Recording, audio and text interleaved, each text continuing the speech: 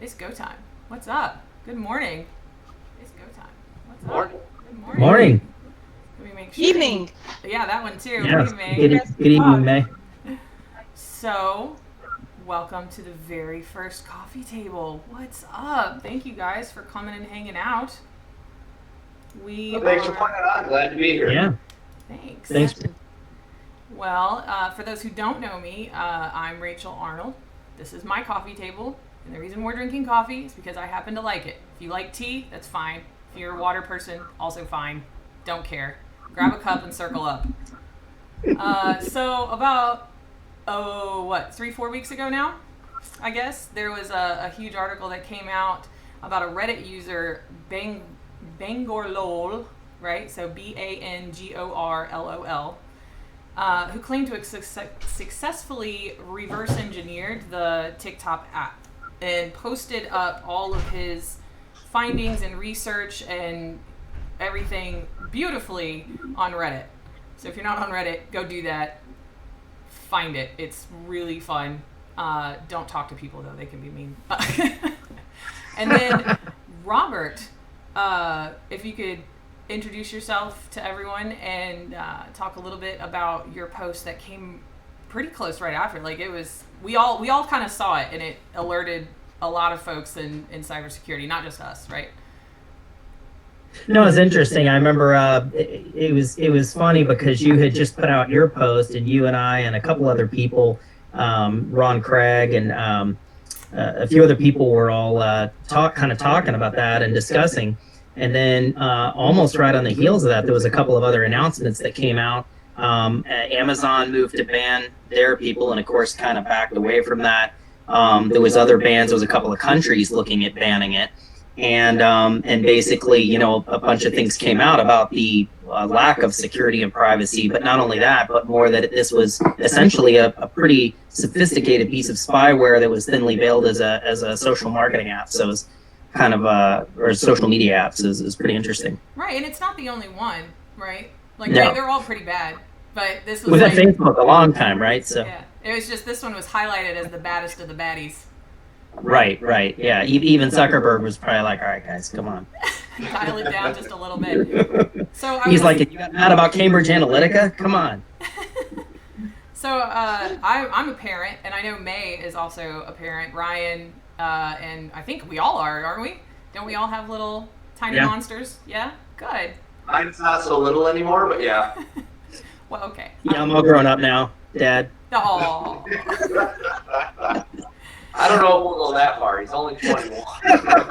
All grown up just yet. So I was poking around and came across May's TEDx talk, which was freaking fantastic. Oops, awesome. That's not how you control that. That's how you control that. There we go. I think I know you. It was awesome. Do you have a Facebook account? How about LinkedIn? Instagram? So you probably like online shopping in Amazon or eBay? Are you looking for recipes or plan your next vacation using Pinterest? If you answered yes to even one of these questions, then you're enjoying the incredible things that the internet has to offer. But I was right. I do know you. And so do other social engineers, which means you're at risk. I have 3 children. I think that's a good place to leave it. I like the picture of the 3 kids, but you guys should go check it out and listen to that. It's a really impactful 10 minutes that May had there. So thank you so much for coming with us today, May. Absolutely, and thank you for watching it. It went live, I think, the first week of lockdown. So yeah, it's been a challenge to market it. Yeah. Oh. Well, then I did really well. Like, I knew what I was doing. What? That's awesome. So that got me bouncing around, thinking a whole lot about online safety and kits and apps and what were some of the things we were talking about. Ryan, if you wouldn't mind. Well, May, why don't you introduce yourself a little bit first? Let's do that. Well, we could just continue with the chat. It's easy. I'm May Brooks. I've been a cybersecurity professional for almost 20 years now. as I mentioned in I think it's the next line on the TEDx, I have 3 kids from 3.5, almost 4 now, to 11. And I love the internet. But being a cybersecurity professional and loving the internet, it could be problematic. So in the last 4 years, I've spent most of my time trying to educate people on how to stay online safe. And that's what I've been doing. Which Apart from my real job, which is really getting into, but yeah, that's not interesting. Not that interesting. Which actually aligns to a lot of the stuff that Ryan's been working on.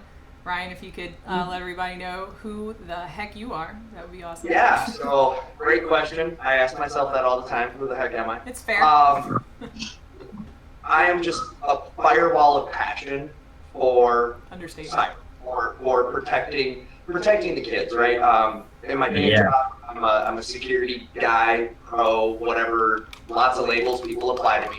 But at the end of the day, I'm a motivated dad. I'm a motivated human who has a skill set that a lot of people don't possess. This group here, we have it, so we can keep our families safe. But the reality is the majority of the folks out there don't possess the necessary skills to safely navigate the world that we live in. And so that's what gets me out of bed every day. It's what gets me fired up. It's why I can run on 3.5 hours of sleep and still come and just be ready to do things. Mostly I work with schools these days. I've worked in the private sector, the public sector. I've done a bunch of stuff I don't get to talk about. And then, and so now I do this and I'm helping kids and I love this group right here. And I'm so grateful to Rachel for putting this together and getting us connected with May. Her and I are in just fierce alignment on the need for this to be a non-technical issue, to be a life skill issue. We are in 2020. We have to navigate our digital lives as part of our real lives. So I'm just stoked to be here today to talk about this. I think it's such an important topic. So that, and I co-run a show on Thursday nights that people seem to find entertaining. You'll have to go to the internet to figure it out. Or you can just ask me. I'll tell you. I hang out You're there. telling all our secrets now. I hang out there quite a bit. Come on. I think I've become some kind of weird mascot. I'm not real sure. You have been adopted into the family. We just haven't figured out yet how we're going to make that official announcement. Yeah. I don't think it's going to be well received that I put, poo talker on on the resume. That's not going to go over very well across the board anyway. So, some of the I think we should talk about how it is that we got from the Bangor Lowell research, coming to light and being wildly popular very suddenly. I'm sure that guy is having a fun time. If you go back through the Reddit post, he seems a little overwhelmed. I did that, and I feel like I just want to send that guy a basket of cookies or something. Like, you poor thing. He said probably 800 messages in 24 hours, I think, or something like that about it, and 1,000 other people coming to talk. I was going to leave that dude alone, but I did invite all of the executives from TikTok for the US to come hang out with us. Can you imagine why they were like, no, we're cool, thanks. So I was like, no, it'll be great. Things to do. It's got things to do. Yeah, did you guys see he's that? like, Did you guys see that they were gonna try to be super cool and 100,000 jobs or something in the U.S. in the next year or two? Well, I thought it was interesting that even on their U.S. privacy policy that they state here, so this is the stated, right, the acknowledged, says it gathers country location, internet address, type of device, exact location, phone's contacts, other social network contacts, and your age and phone number. I think the thing is, people don't even look at privacy policies, and I think that's the biggest problem. I think I'm not sure if it was TikTok or one of the other kids' social apps that I was reading it, and I'm reading this wrong. So I sent it over to my brother. He's a lawyer. I'm asking him, am I reading this right? Yeah. It's like it's worse than you think. Yeah. Yeah, we won't use your data except when we will. Right. Well, and most of these POSs say that they own whatever they get. So whatever you put in there, your videos, your data, your, the messages, all of it is all owned by that company. Well, and it's interesting because we focus a lot on what they collect, but I'm going to take an alternative angle for a second, and I'm actually more concerned with what they're pushing. Yes. And what they're not pushing. That worries me way more than what they collect. The reality is most smartphone users have unknowingly or knowingly consented to giving away everything. Whether that's to Google, whether that's to Apple, whether that's to TikTok, to Facebook, to you insert app name here. And they've consented. I mean, how many times do we install an app that asks for permissions for things it doesn't need? The other day I was working on a project out in the shop, and I was going to try out this new level. But my buddy was like, dude, this thing's amazing. You just take the picture and you can graph and chart things out. I said, I'll give it a shot. I go to install it. It starts asking for permissions to the phone, to the context, to this. I'm like, whoa. Camera? I get it. Anything else is unnecessary. And so I install it. There are many, many people that just say, yes, thanks. Yep, I accept. I just got to click the OK button to move to the next screen, so I'm going to do that. Not understanding what's really going on and how this app starts to become an extension. And this is especially true for the kids. This app has become an extension of their personalities. This has become an extension of who they are. Before COVID, I live right by the Mall of America. And before COVID, it was, open and busy. And you could look around and see the clusters of kids doing TikTok videos. You could see that, like a measurable amount. And they would be there for hours mastering the stance move. I think it's important we acknowledge that this isn't just some app on a phone. Right. That truly is getting integrated into people's lives to a significant degree of time investment. It just reminded me of the when they were interviewing the people about the app ban, and the person's like, well, I don't know what they'll do. I'll do if they get rid of TikTok. It's my life. Right. And and you see that, and we're like, wow, that's But this is how some people see it. But I love what you said, Ryan, and that's so critical because it's also what are they what are they pushing? What kind of content are they putting out there?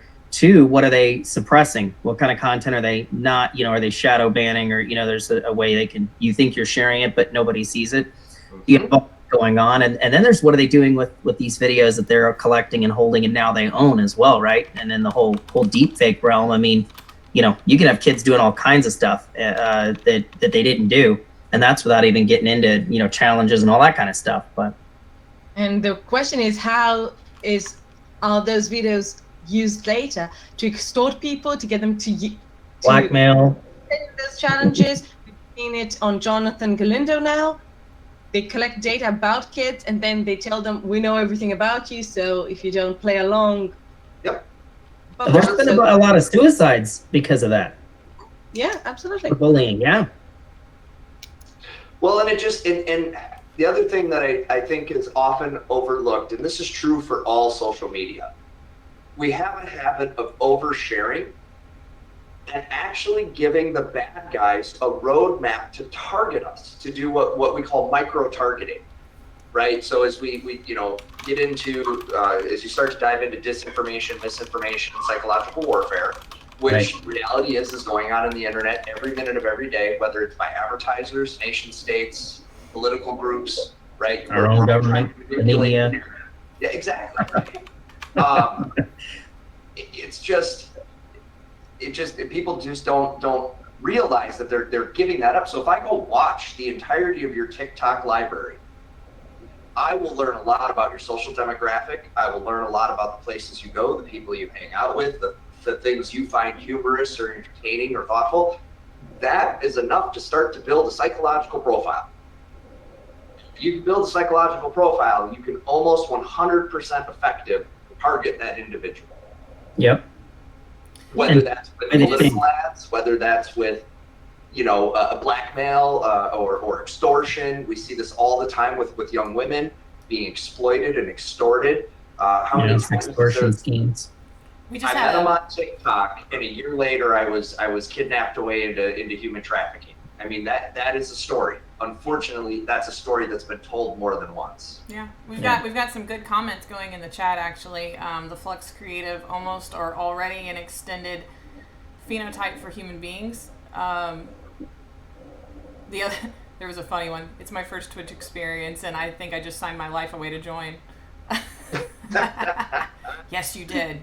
We know where you are now. We know everything. Everything. Well, But the thing is, we focus here on TikTok, but it's not different from Facebook or Instagram or Snapchat and all those social media apps. We give away our lives. We say where we are, who we are, with whom we are, what we like, what we hate. People oversharing the internet all the time. Now the question is, can we really fight it, or should we understand that that's what we're doing and be a little more vigilant when we get emails or text messages that target us specifically? You need to be very purposeful about what it is that you're sharing on social media and very thoughtful about it, right? You don't want to just slap some stuff up there because it's there forever. Well, realize it's permanent, It's right? permanent. And realize that you may not be in the same situation the rest of your life. You may think right now, well, you know what, I'm okay with people seeing that. But it's like, okay, are you still going to feel okay with people seeing that later? Are you going to feel okay with that when you're married or when you have kids? You want your kids to see it. Yeah, but You're up like for a a tattoo, promotion. guys. Think Is that it going out. to impact your promotion? I think that's exactly the sort of debate that parents have with kids for years and years about tattoos. Are you gonna like it when you're a grandma? Well, I don't know. I'm not a grandma yet. So I think that's part of it. We have to talk about it. We have to explain that if someone posts, I don't know, an intimate photo when they're 17, it might be, well, not might, it will be there when they're 27, 37, 77. So I think people have to understand that what they're agreeing to. That's one. And the second thing, because I don't think it will stop, to be honest. Again, tattoos. I don't see 16-year-olds saying, "Oh wait, when I'm a grandma." Well, no. But I do think we have to talk to them about the implications of doing it. I mean, and they do understand that, and they do understand that they can be targeted again accordingly. Yeah. I like to think of it this way. If you think of using your cell phone and your social media as standing in front of your bedroom window with the curtains open, okay, that's what you're doing. That's what you're doing. You're standing. So somehow we're not comfortable in our own home in front of a window, right? At night, lights are on, and you're standing there. That's not comfortable. We go, whoa! I don't want just people walking by and seeing all this. Or maybe you roll that way and you do, but. But we close the curtains. We take actions to protect ourselves. We take actions to not embarrass ourselves. We don't hopefully, just pull pants down at Walmart because, hey, that's not acceptable. We don't behave that way. Starting now. As soon as we get on a cell phone, it's like our brain just goes right out into the ether, and now we're just like, yeah, I'll just share my most intimate details. I just came across a psychological AI bot. And this thing I won't even say the name of it because I don't want to encourage people to use this thing. People are forming relationships with this. People are telling this AI bot their most intimate psychological wounds. Where is this data going? How is it going to be used?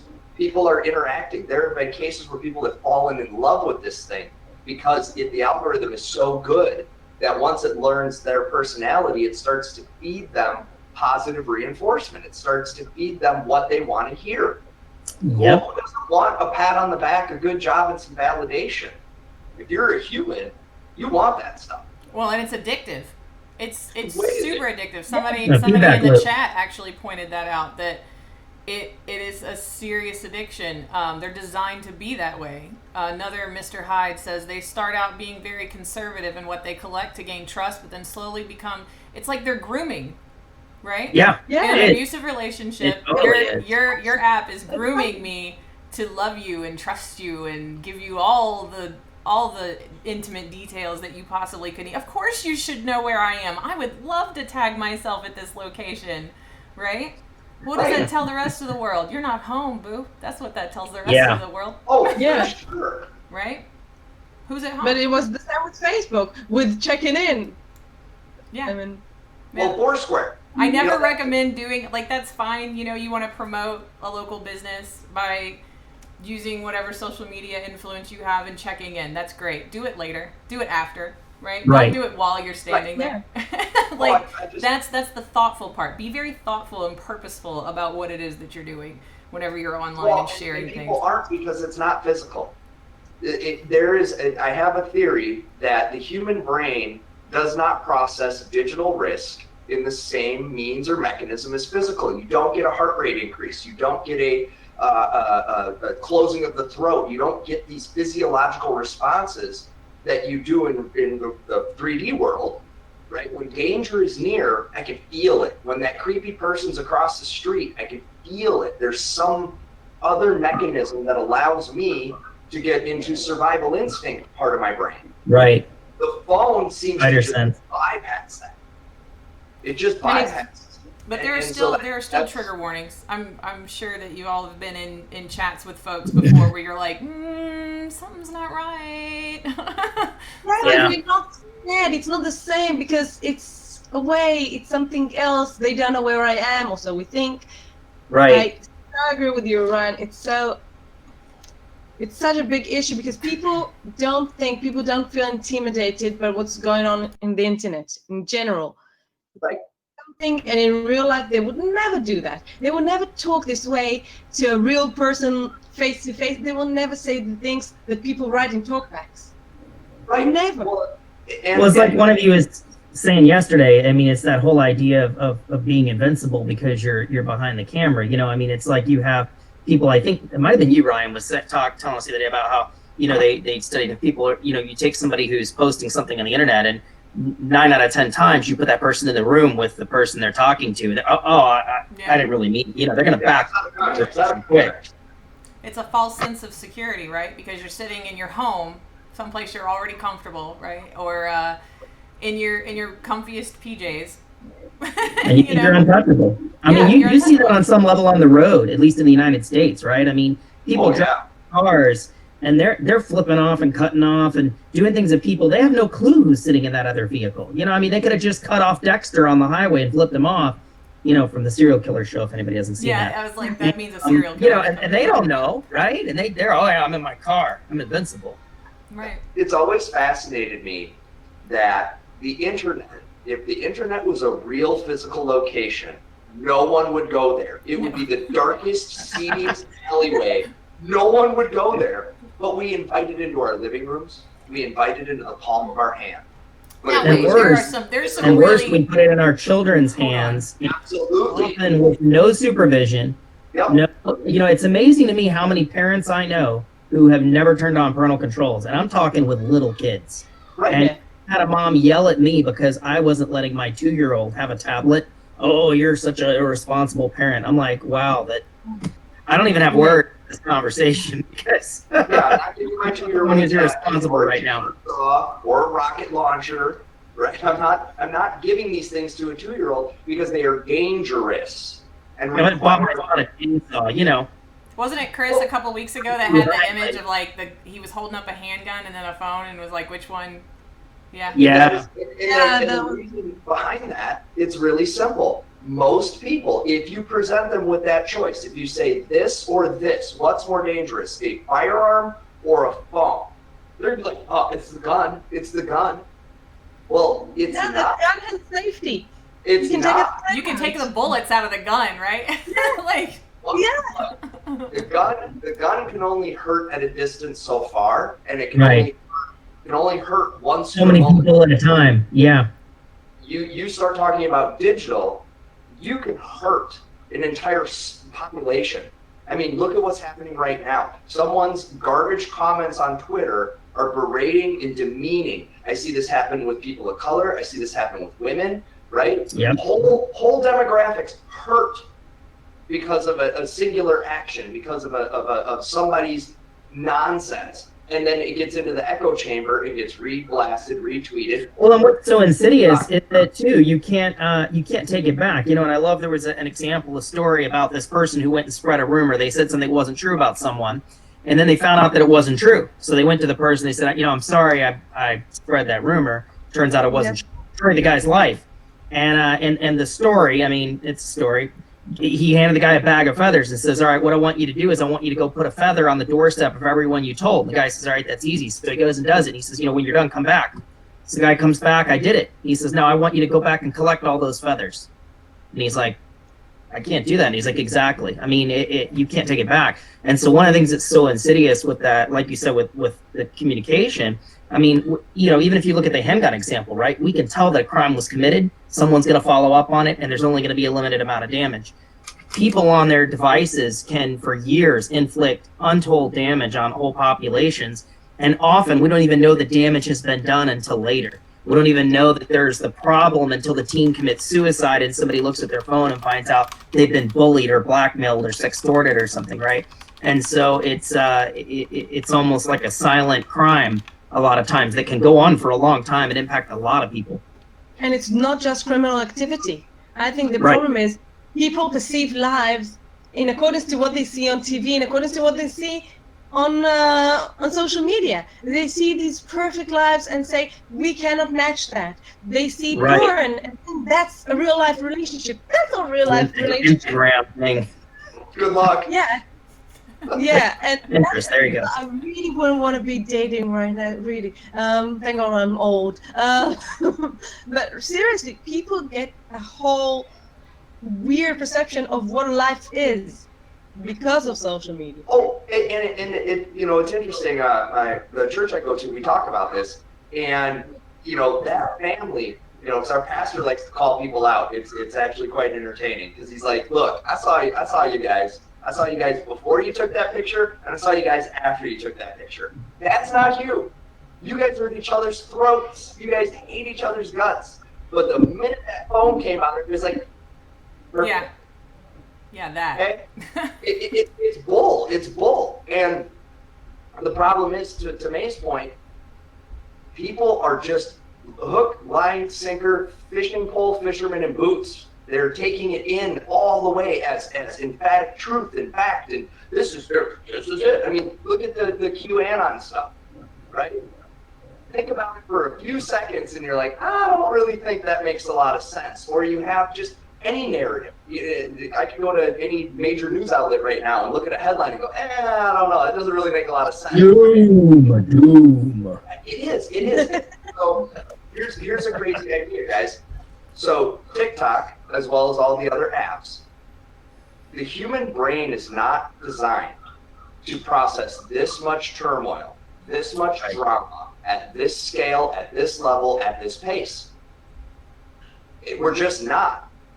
And that is a huge contributing factor to the mental health issues, to the suicide, to the victimization, the ability to be victimized in the first place.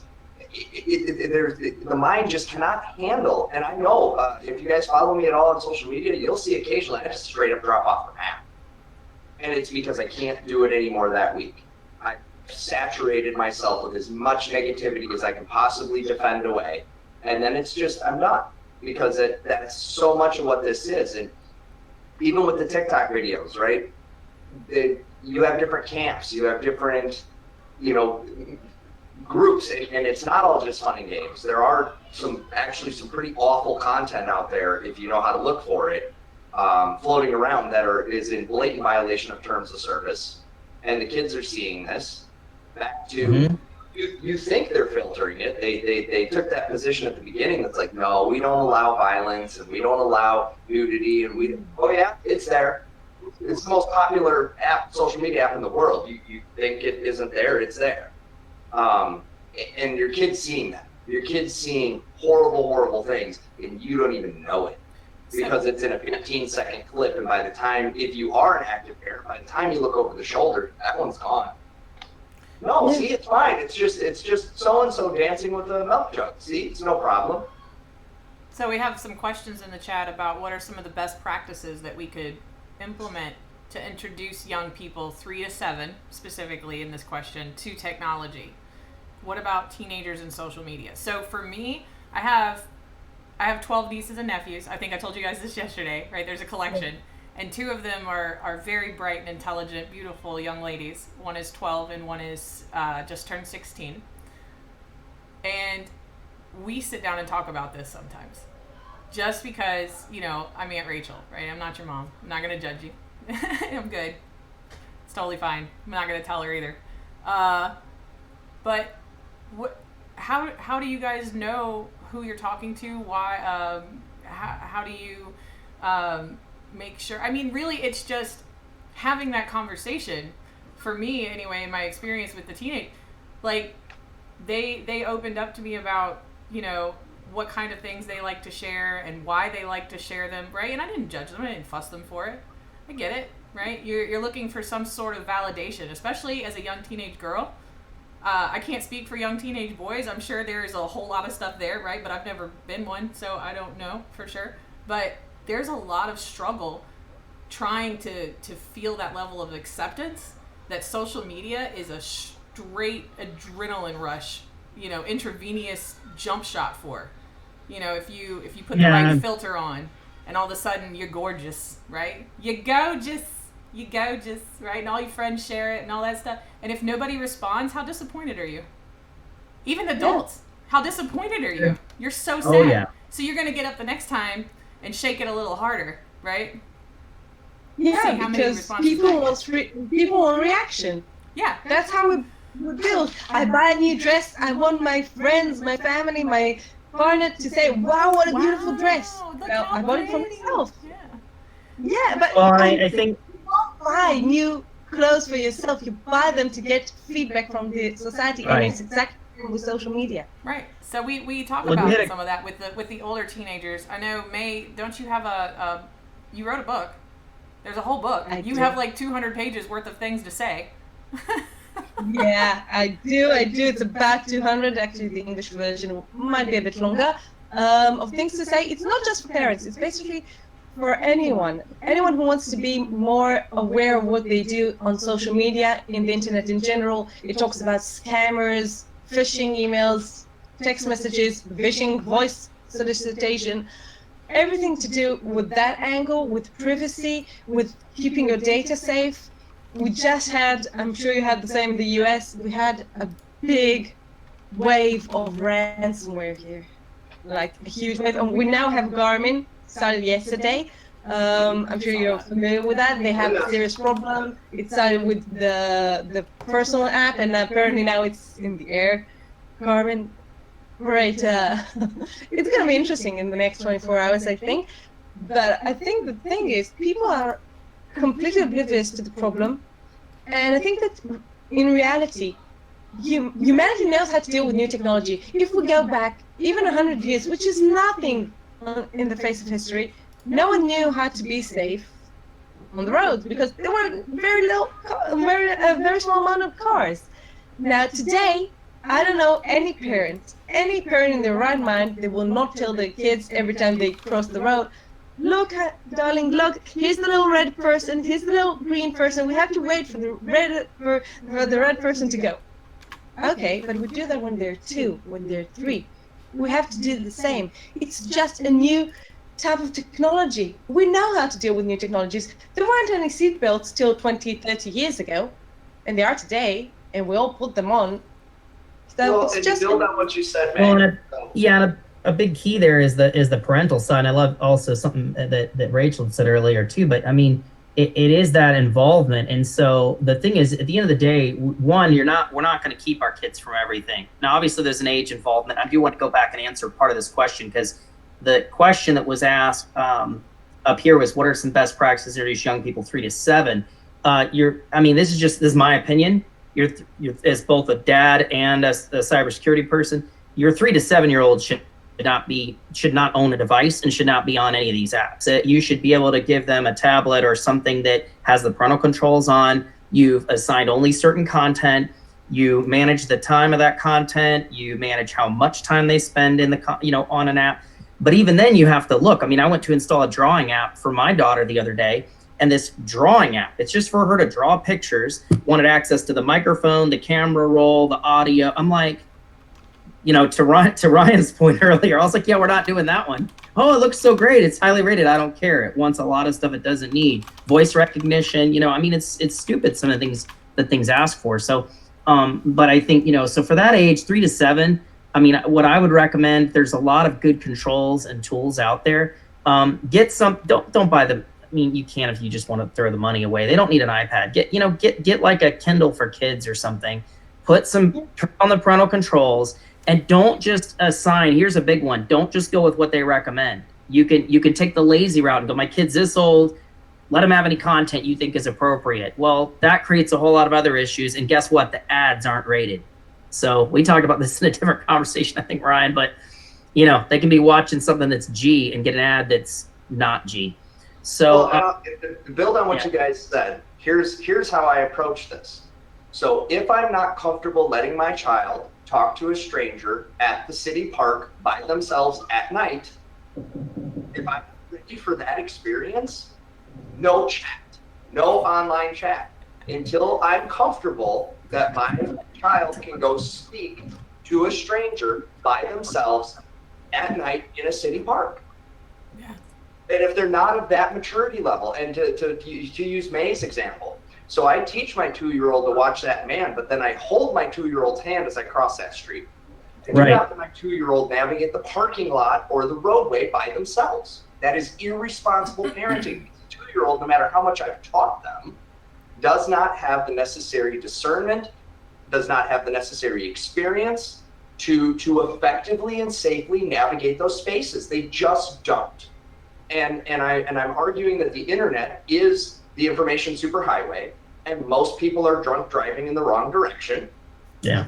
And therefore, it's a dangerous place. And so if you're not cool with your kid talking to strangers, it's not chat time. And you can give your kid a device, and you're going to. That's the norm. And if you don't give it to them, the school will. And the reality is what Robert says is spot on. You have to do active participation. So I tell every parent of any preteen, are you comfortable talking to strangers? No. Disable any chat feature in any of these apps, like Roblox. Roblox is very popular with the kids. It's a great app. You don't need chat. They don't need to be talking online to strangers. Now, chatting mom, dad, the teacher, okay, we let you have that. We let you do that in real life.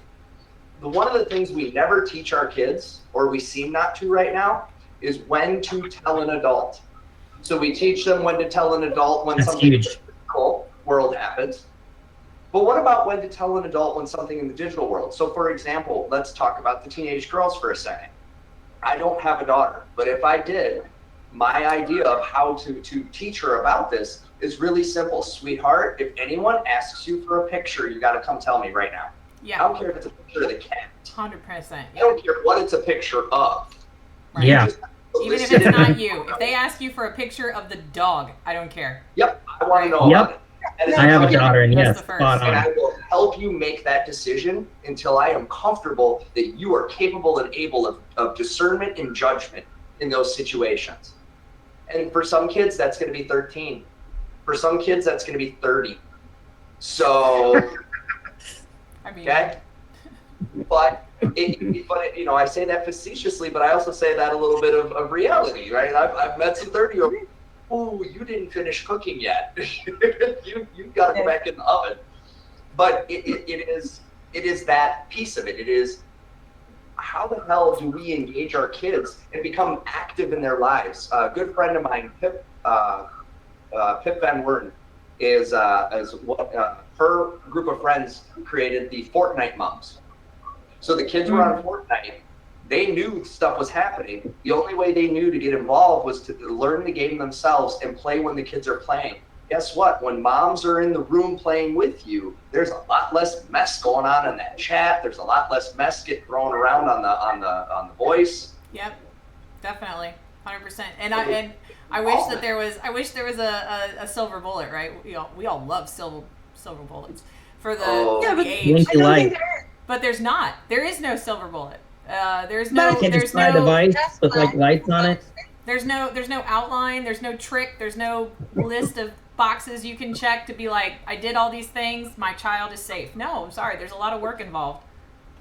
But I think I love you. I'll hold your parenting hand is like- while we do it together. That's okay. But there's a lot of work Well, involved.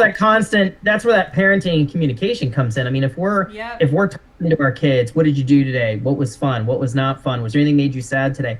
If we're understanding our kids, we're parenting them, we're invested in their life and not treating them as kind of the side project, we're going to be more aware of even those things we can't account for, right? And so maybe we didn't think of, maybe we thought of, hey, tell me if anybody asked you to take a picture, but maybe there's something we didn't think of and it comes up. But because we're talking to them and we're part of their lives, they're going to tell us, hey, this went on today. It made me feel kind of weird, oh, thanks for telling me. Right. But we're not going to have that if we haven't earned that and built that trust and that conversation in being involved in their lives, right? We can't go later and say, hey, and they're like, well, who are you? You've never asked me this before. Why? I think Do you care what's going on with my life? If you wait till they're a teenager, it's going to be an uphill battle. Yep. Exactly. And I think that the good news about security awareness and being online safe is you don't have to be a security expert to do that. You don't need to know the technical side. You don't need to know how to hack whatever your neighbor's Wi-Fi. You really don't need to know that. Don't do that, by the way. Don't hack your neighbor's Wi-Fi. It can help. You don't have to be a master hacker. Look, I made a career of it, and I'm a terrible hacker, really. Really bad at it. It's boring. Sorry. But really, you can just use common sense. If it doesn't feel right, it doesn't feel right. Just like you said, Robert and Ryan, you're absolutely right. If someone asks me for my picture without digital, if someone asks me, take off your shirt, will I take off my shirt? No. Right. Why would I take a picture of it? Yeah. Well, and that's unless it. you're into that sort of thing, yeah. Yeah, we're no kink shaming. Attachment. Well, if we're talking about our kids, then they're not old enough to be into it, right? I was like, Yeah, like, They are or not until they're an adult. Well, hold on now. I'm going to throw a little bit of a wrench in the mix here. Digital dating is the new norm. It is the new reality. I'm so glad I missed it. Unfortunately, when I was a kid, right, boys and girls would show each other their business, but that was done more on a one-on-one. You were behind the barn, you were off in the closet doing the 7 minutes of heaven, whatever that was, right? So that happened, that experience happened. Most teenagers have the story of the first time that they saw the opposite sex's parts, okay? We don't do that anymore. That's all done on the phone. So while it is illegal, and I'm not advocating that kids do this, but the reality is they do it. I mean, 30% of teenagers have considered or actively using Snapchat Premium to make money, selling nudes. And if that stuff's on your device, as a parent, you can actually be charged with child pornography. That is correct. A lot of people don't realize that. Doesn't matter that it's your kid. Doesn't matter. Correct. And but we have to address that issue. If that's not the way to do it, and I don't think it is, but we cannot ignore the fact that teenagers are curious creatures, that teenagers are coming into their own as reproductive adults, and they're going to have hormones. Hormones are the craziest thing in the human existence, right? As a teenage boy, I don't know how teenage girls don't smell the smell. As an adult man, if a teenage boy gets within 6 miles, I'm like, what's gone foul? Is the trash got to go out? What is that? So I actually have a visceral reaction to Axe body spray at this point in my life. It's like there's a long story. I'll tell you another time about our experience with Axe and the bug bomb. Yeah. But we have to navigate this, guys, because what we did is we took 20 years to completely upend the daily being a human. But see, Sorry. No, I agreed, Ryan. I think a big part of that, though, and just a nuance I wanted to make sure we didn't miss in what you were saying a little bit earlier. Part of that challenge, though, is and I think a big part of what's going to guide how normal, or let's say the least those experiences are going to be? Are they learning about this from their friends on Snapchat, or have their parents, have we as parents educated our children they're always going to have that curiosity that's, like you said, that's going to lead to a certain point. There's a difference between my mom told me about this and I want to see it. But if we as parents are educating our children, we're not afraid to have these conversations.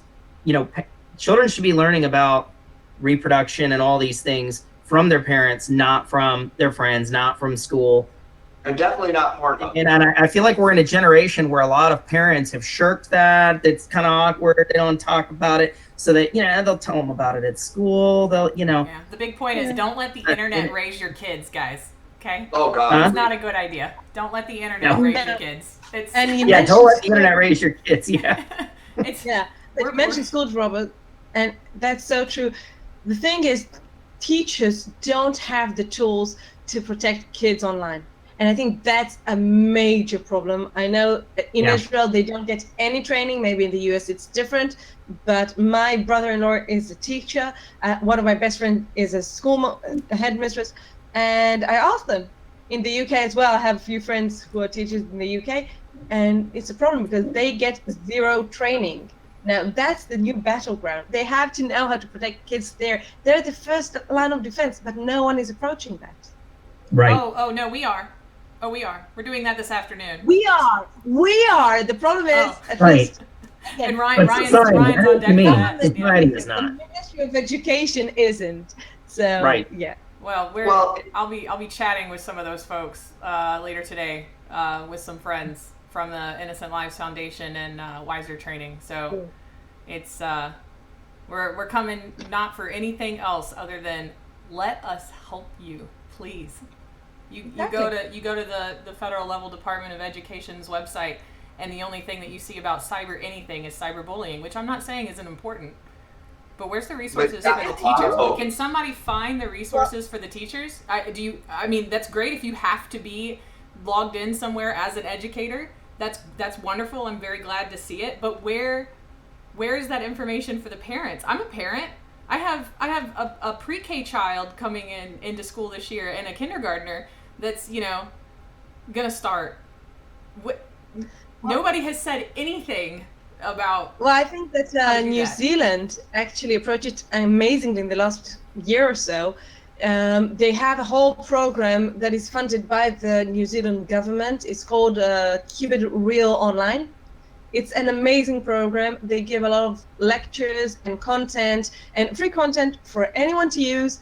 And I suggest any parent listening to us go into the website, Keep It Real Online. It's really good content, but I think that other governments should do the same. They do it very they do it in a fun way. They give a lot of I love content. It. I've seen it. It's great.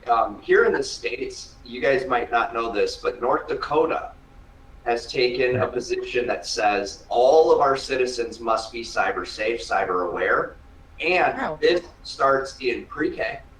Yeah. And we want age appropriate training for the student, the parent, the staff.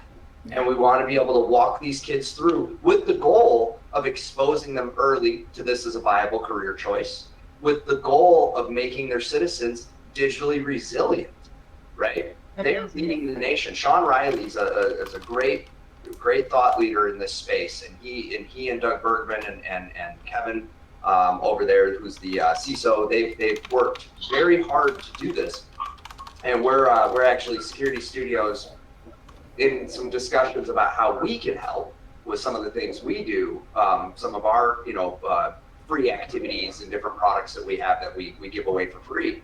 I love accelerate that for them. I was playing with the risk score analysis Wednesday, I think, when I was talking to Evan.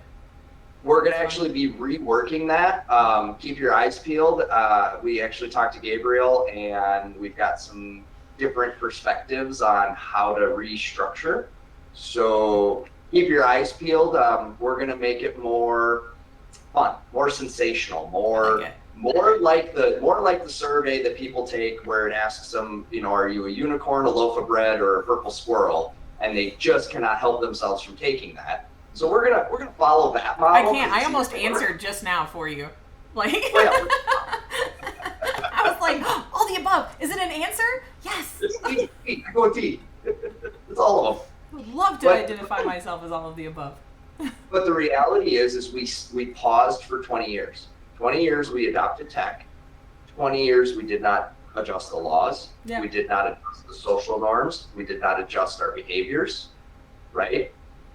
So we've got to redefine social norms because we live digital lives. So I think it's easiest if we just look to our physical social norms and start to apply them digitally. Like, hey, pulling your pants down in public is illegal. Sending an unsolicited dick pic maybe should be illegal. Yeah, I think so. I agree. Okay? I don't know how many other recipients. A lot of ladies, I don't get them. And this is not an invite for people to start sending them to me, but I don't get them. So while I hear these things happen, I don't experience it. I imagine it's awful. It's not fun.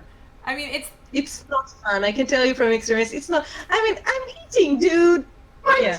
Or like the ones where you're like, what is that? I can't tell what this is. What am I looking at? Yeah.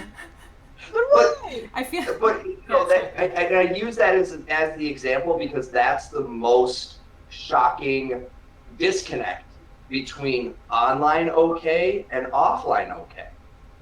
Offline, that is not okay. Ever. It's not okay. Yeah, you wouldn't show up at my door and just be like, look at it. To be honest. Accepted it, but we've accepted it. We haven't taken real action to stop. It's not just legal action. To be honest, I once got one of these dick pics, and from someone I've never met, never talked to. It was just a random pic that he sent over Facebook Messenger, and I was like, okay. And what did you think? Obviously, I ignored him and blocked him. But the other thing that crossed my mind was, did this ever work for anyone anywhere in the entire world? Why would someone do that? I don't know. It had to work at least once. I mean, and somebody told somebody. That's how that stuff gets started. It had to at least work once. They were lying. Or they said it worked. Right. Thank you very much. I was like, no. Yeah. They were lying. It was like one of those big fish Right. tails, right? Like it just. Right. Yeah. Exactly. And most of the time, the person sending the picture probably got it off the internet. Right. Yeah. Oh, the best one I had about 2 months ago. A friend of mine who's actually a very well-known person in Israel. He's a celebrity. He's an author. He's an actor. And someone decided to open a new account in one of those dating apps using his pictures. A different name, but his pictures. How stupid are you? Seriously.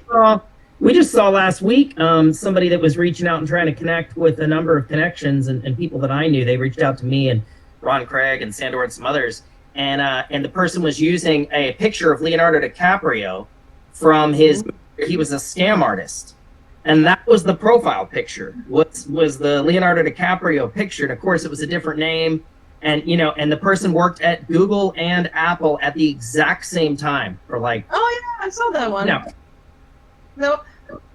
Well, so many years ago, my son was, I think he was 13 or 14. He came to me and he's like, Dad, oh my God, Dad, look. And he pulls up this chat and it's some like early 20-something Russian supermodel, right? And he's like, look at Dad, look at, right? And I looked at him and I said, son, I say this with nothing but love, but it's time to talk about leagues and how she's not in yours and how no 20-year-old Russian supermodel is interested in your 14-year-old unwashed behind. Why don't you take a shower and cool off there, buddy? This is a scam. And that was actually our first introduction to romance scams. Because it was there, but I hadn't, even as an IT security pro, as a parent, it's, all these things, it hadn't fully triggered, I guess. I was still waiting for maybe a voice drop or an armpit hair, and it's kind of waiting on things to change. And here he's, hey, look. And I'm like, nope, cut it off. How many times is that happening to teenage boys, grown men, right? And then the flip side of the coin on the ladies, there's a lot of ladies these days who the kids are out of the house. Maybe they stayed in that relationship longer than they should have, and now they're like, you know what, I'm out. Well, the last time you dated, it was 1974. Things are a bit different now. And then they get online, and especially with COVID, this is so important, and this does go back to the TikTok and other things. Being in this COVID world, because we're not getting to meet up like we used to, that chat that might have gone on for 5 or 6 messages before saying, hey, let's get together at the coffee shop or let's go grab a drink and get face to face. That now goes on for much, much longer. And before you know it, well, I trust this person. I've been talking to them daily for 3 months. I trust them. And then comes the ask for, a passport because I'm stuck on a military base and I can't get home and I need to come see you. And you can just send me some money. Right? But it all starts easily enough. It starts with following them on a social media app. It does. Right. And we're gonna have to wrap up here, guys. Look at that. Time flies when you're having a good time. Oh, wow. Yeah. Hey, May, I did want to ask you, though, when is the book going to be translated? Are we still waiting on that or no? It's ready? We're still waiting for me to stop firing the translators. We're still waiting for that. Yeah. I hope it should be released between mid-October, early November. I'll keep you posted. Awesome. Thank you. I look forward to checking it out, definitely. So thank you guys so much for coming and hanging out, and I think I probably drank, I don't know, at least 4 cups of coffee while we sat here. I have a problem. So and thanks everybody for joining into the chat and contributing there as well. Definitely go check May out on LinkedIn and Robert and Ryan as well. We're going to try and do this LinkedIn Live eventually, but apparently there's a application process that I am not privy to push along in its course. So I just get to sit in LinkedIn Live quarantine for a little while until they decide that I am worthy. Right? So until it's because of COVID, Rachel. They're social distancing the LinkedIn Live until they 14-day quarantine. I mean, I sent it in like 4 weeks ago, 3-4 weeks ago, whenever we first started this, and I was like, hey. Yeah, but your contact tracing said you've been around somebody since then. I know, apparently, right? Oh man! So I made everybody sell their soul That's to why I Twitch like today. Facebook. They give away my data, but they let me do whatever I want. Yeah. So until they approve that, you will have to continue to sell your firstborn and give your blood type to Twitch. Sorry, but that's the way it is, and we'll try to do this again in a couple of weeks. Maybe some rotation of topics. Y'all come back and see us. Thank you so much, everybody. May, Robert, and Ryan. I appreciate y'all. And see you around, huh? Thanks, everybody. Thanks, everybody. This has been great. Pleasure. Was.